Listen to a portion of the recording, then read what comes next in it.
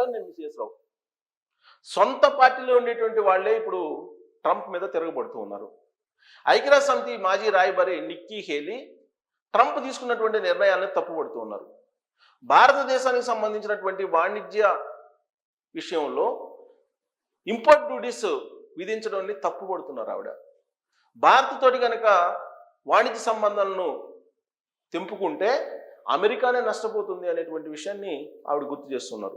ఆవిడ Republican party నుంచే Trump America అధ్యక్షుడు అయ్యారు. ఆ రిపబ్లికన్సే ఇప్పుడు ట్రంప్కి చివాట్లు పెడుతున్నారు, ట్రంప్కి గడ్డి పెడుతూ ఉన్నారు. ఒకవేళ ట్రంప్ కనుక ఇంపోర్ట్ డ్యూటీస్ వేసి భారతదేశంతో కనుక వాణిజ్య సంబంధాలను తగ్గించుకుంటే లేదంటే కట్ చేస్తే భారతదేశానికి వచ్చిన నష్టం ఎంత? 50,000 కోట్లు. సుమారుగా 50,000 కోట్లు అని చెప్తున్నారు, లెక్కేస్తున్నారు 50,000 కోట్లు అని. కానీ 50,000 కోట్లు అనేది పెద్ద అమౌంట్ కాదు అని చెప్పి చెబుతున్నారు. భారతదేశానికి 50,000 కోట్లు, అమెరికాని వదిలించుకుంటే 50,000 కోట్లతో అయిపోతుంది భారతదేశానికి, ప్రాథమికంగా లెక్కేస్తున్నారు. కానీ అమెరికాకు వచ్చేటువంటి నష్టం భారీ నష్టం అని చెప్పి నిక్కీ హేలీ చెప్తున్నారు. ఎవరికి? ట్రంప్ చెప్తున్నారు. కానీ ట్రంప్ మాత్రం భారతదేశం అత్యంత సంపన్నమైంది, సంపద ఉంది అక్కడ, మంచి బేరగాడు నరేంద్ర మోడీ గారు, ప్లస్ టారిఫ్ కింగ్ భారతదేశం అని చెప్పి మండిపడుతున్నాడు ఇప్పటికి కూడా. మరి ట్రంప్కి భారతదేశం అంటే ఎందుకు అంత ఈర్ష్య, ఎందుకంత కక్ష, ఎందుకంత వ్యసనం అని అంటే భారతదేశం రాబోయే రోజుల్లో ఒక పెద్ద ఆర్థిక వ్యవస్థగా మారబోతుంది.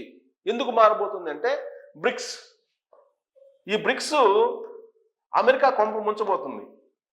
ఎందుకనంటే రష్యా నుంచి దాదాపు 40% ఆయిల్, క్రూడ్ ఆయిల్, భారతదేశం ఉపయోగించిన క్రూడ్ ఆయిల్లో 40% అసలు రష్యా చేసేటువంటి ఎగుమతుల్లో 40% భారతదేశం కొనుగోలు చేస్తుంది తక్కువ రేటుకి, 40% క్రూడ్ ఆయిల్. సో ఈ క్రూడ్ ఆయిల్ మొత్తం ఎలా కొనుగోలు చేస్తుంది? డాలర్స్లో కొనుగోలు చేయట్లా, రూపీస్లో కొనుగోలు చేస్తుంది. ఇదే ట్రంప్కి నచ్చినటువంటి విషయం. ఎందుకంటే ట్రంప్ బిజినెస్ మ్యాన్, బేసికల్గా ఈజ్ నాట్ పొలిటీషియన్, అతను బిజినెస్ మ్యాన్. రష్యా నుంచి భారీగా కొనుగోలు చేస్తుంది. ఎప్పటి నుంచి? రష్యాకి యుక్రెయిన్కి ఎప్పుడైతే యుద్ధం వచ్చిందో అప్పటి నుంచి రష్యా తక్కువగా క్రూడ్ ఆయిల్ ఇవ్వడానికి సిద్ధపడుతుంది, ఇస్తుంది. కాబట్టి దాదాపుగా రష్యా నుంచే క్రూడ్ ఆయిల్ని భారతదేశం కొనుగోలు చేస్తుంది. కొనుగోలు చేసి రిఫైన్ చేసినటువంటి ఆయిల్ని ఐరోపా కంట్రీస్కి ఎగుమతి చేస్తుంది. ఇదే ట్రంప్కి నచ్చట్లా. ఎందుకు? భారతదేశం యొక్క రెవెన్యూ పెరిగిపోతుంది. బ్రిక్స్ ఏర్పాటు చేసి ఈ బ్రిక్స్ని మరింత విస్తరింపజేశారు. ఫస్ట్ 7 దేశాలతో ఏర్పడినటువంటి ఈ బ్రిక్స్ ఇప్పుడు మరిన్ని దేశాలకి విస్తరింపజేశారు. సో అమెరికా డాలర్తో అవసరం లే. దీని కారణంగా డాలర్ పడిపోతుంది, డాలర్ పడిపోతుంది. ఒకవేళ ఇదే రీతిలో కనుక ట్రంప్ భారతదేశం పట్ల వ్యవహరిస్తే రాబోయేటువంటి రోజుల్లో డాలర్ మరింత బలహీనపడేటువంటి అవకాశం ఉంది అని చెప్పి అమెరికాలో ఉండేటువంటి రిపబ్లికన్సే ట్రంప్కి లెక్క చెబుతున్నారు. ఇప్పటికే డాలర్ డౌన్లో ఉంది, డౌన్ఫాల్ స్టార్ట్ అయింది డాలర్కి. అందుకే ఈ మధ్యకాలంలో ఏం చేస్తున్నారంటే డాలర్స్ని అమ్మేస్తున్నారు. డాలర్స్ అమ్మేసి మళ్ళీ గోల్డ్ మీద పడుతున్నారు. అందుకే 2 రోజుల నుంచి గోల్డ్ రేట్ పెరుగుతుంది ఆ కారణంగానే. సో ట్రంప్ తీసుకున్న నిర్ణయాల కారణంగా ఇప్పుడు ఆ డాలర్కే ఇబ్బంది కలుగుతుంది, నిరుద్యోగం పెరిగిపోతుంది, ద్రవ్యోల్బణం అదుపు తప్పుతుంది అమెరికాలో. ఇవన్నీ ప్రమాదకరమైన హెచ్చరికలు అమెరికాకి. అందుకే ఇప్పుడు నిక్కీ హేలీ లాంటి వాళ్ళు, రిపబ్లికన్సే ట్రంప్ తీసుకున్నటువంటి నిర్ణయాల మీద తిరగబడుతూ ఉన్నారు. భారతదేశం అనేది ఒక పెద్ద ఆర్థిక వ్యవస్థ. అలాంటి ఆర్థిక వ్యవస్థతోటి మీరు కనుక స్నేహపూర్వకంగా ఉండకపోతే భారీ నష్టం అమెరికాకే అని చెప్పి నిక్కీ హేలీ చెప్తున్నారు. రిపబ్లికన్ పార్టీ వాళ్ళు కూడా చెప్తూ ఉన్నారు. At the same time Russia భారతదేశం వైపు నిలుస్తుంది. ఎప్పుడైతే ట్రంప్ భారతదేశానికి మేము ఆంక్షలు పెడుతున్నాం, రష్యా నుంచి కొనుగోలు చేయకూడదు అని చెప్పారో వెంటనే రష్యా రెస్పాండ్ అయింది. రష్యా రెస్పాండ్ అయ్యి ఏ దేశానికైనా స్వతంత్రత ఉంటుంది, వాణిజ్య స్వేచ్ఛ ఉంటుంది, ఆ దేశానికి సంబంధించి ఎవరి దగ్గర ఏ వస్తువులు కొనాలి అనేది ఆయా దేశాల యొక్క ఇష్టము అక్కడ మీరు నిలవరించి మీరు అగ్రరాజ్యంగా మీరు పెత్తనం చలాయించడం కుదరదు అని చెప్పి రష్యా చెప్తుంది. At the same time Nikki hail ఏం చెప్తుంది, ఆవిడ ఓకే మీరు భారతదేశం మీద ఆంక్షలు పెడుతున్నారు, బాగానే ఉంది. మరి చైనాకు సంబంధించి చైనా కూడా కొనుగోలు చేస్తుంది కదా రష్యా నుంచి కొనుగోలు చేస్తున్నటువంటి క్రూడ్ ఆయిల్ ఎక్కువగా చైనా అలాగే ఇండియా ఈ రెండు పెద్ద ఎత్తున కొనుగోలు చేస్తున్నాయి. మరి చైనా కొనుగోలు చేస్తున్నప్పుడు చైనాకి మీరు ఎందుకు దిగుమతి సుంకాలు పెంచట్లేదు? ఇంకా 90 రోజుల పాటు నెగోషియేషన్స్కి ఎందుకు టైం ఇచ్చారు చైనాకి?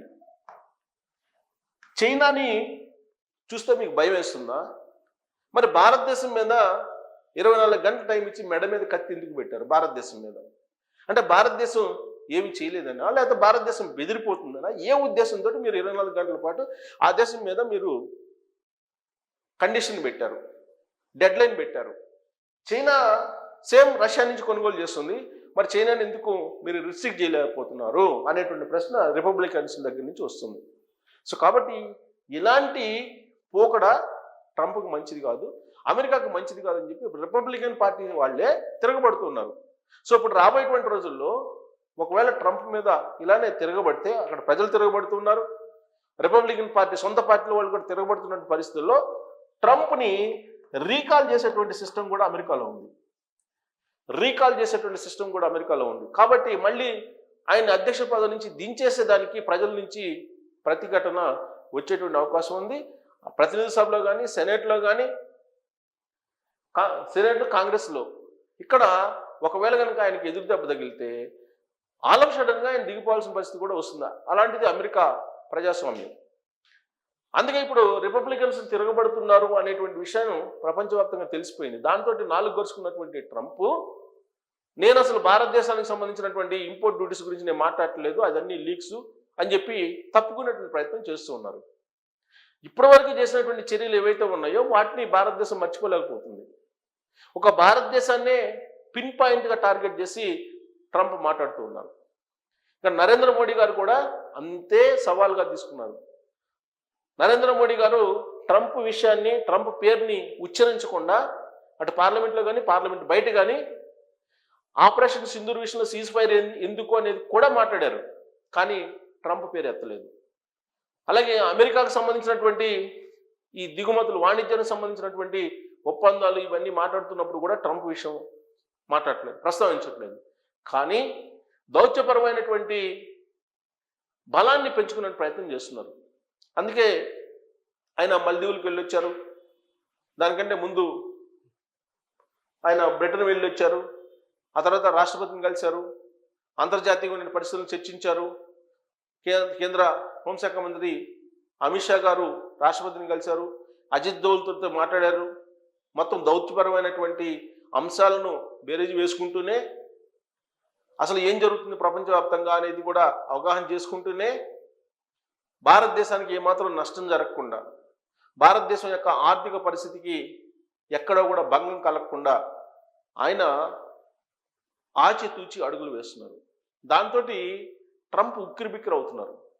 ఇప్పుడు ప్రెస్ మీట్ పెట్టబోతున్నారు, మరి కొన్ని గంటల్లో ప్రెస్ మీట్ పెట్టే అవకాశం ఉంది. అమెరికా అధ్యక్షుడు ట్రంప్ ఏం బాంబు పేలుస్తారో అనేటువంటి ఆసక్తి ప్రపంచవ్యాప్తంగా నెలకొంది. ఎందుకనంటే అమెరికా భారతదేశం మధ్య జరుగుతున్నటువంటి ట్రేడ్ డీలు ఎంతో కొంత మిగతా దేశాలకు కూడా ప్రభావం ఉంటుంది. ఒకవేళ ట్రంప్ రిస్ట్రిక్షన్స్ పెడితే ప్రత్యామ్నాయంగా ఎగుమతులు ఏ దేశానికి పంపించాలి అనేది కూడా భారతదేశం దగ్గర ప్లాన్ బి ఉంది. కానీ అమెరికా ఏం చేస్తుంది? అమెరికా వాళ్ళు ఇప్పుడు ఏమంటున్నారు, ఇప్పటికిప్పుడు ఫార్మా కంపెనీలు పెట్టేయాలని చెప్పి ట్రంప్ చెప్తున్నారు. అంత ఈజీ కాదు కదా. ఇప్పుడు భారతదేశం నుంచి ఫార్మా ఎగుమతులు కనుక లేకపోతే అక్కడ ఉన్నటువంటి ప్రజలు ప్రాణాలతో ఉండే అవకాశం కూడా లేదు. ఆహార ఉత్పత్తులు కనుక ఇక్కడి నుంచి భారతదేశం నుంచి ఎక్స్పోర్ట్ చేయకపోతే అక్కడ ఆహార కొరత ఏర్పడుతుంది. ఇలాంటి సమస్యలు ఉన్నాయి.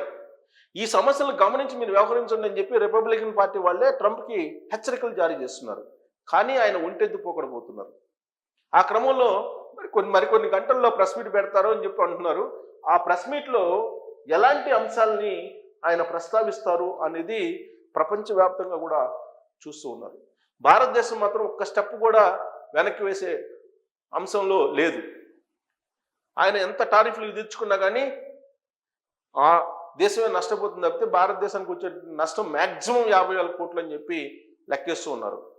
సో కాబట్టి ట్రంప్ పెట్టేటువంటి ఆంక్షలకి రష్యా నుంచి క్రూడ్ ఆయిల్ కొనుగోలు చేయడానికి లేదు అని చెప్పేదానికి కూడా నో అంటుంది భారతదేశం. ఖచ్చితంగా రష్యాతో మేము కలిసి ఉంటాం, రష్యాతోటి మేము ప్రయాణం చేస్తాం, ఆర్థిక పరంగా కానీ లేదా రక్షణ పరంగా కానీ అన్ని రకాలుగా అని చెప్పి తేల్చి చెప్పేస్తూ ఉన్నారు భారతదేశానికి సంబంధించినటువంటి ప్రతినిధులు, భారతదేశం కూడా.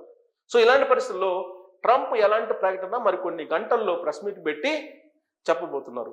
భారత కాలమాన ప్రకారం ఏకోజామున 2:30 గంటలకి ప్రెస్ మీట్, అంటే గురువారం ఏకోజామున, ఇవాళ బుధవారం, గురువారం ఏకోజామున అంటే తెల్లారితే మరికొన్ని గంటల్లో ప్రెస్ మీట్ పెట్టి ట్రంప్ ఒక ఫైనల్ వార్నింగ్ ఇవ్వబోతున్నారు భారతదేశానికి.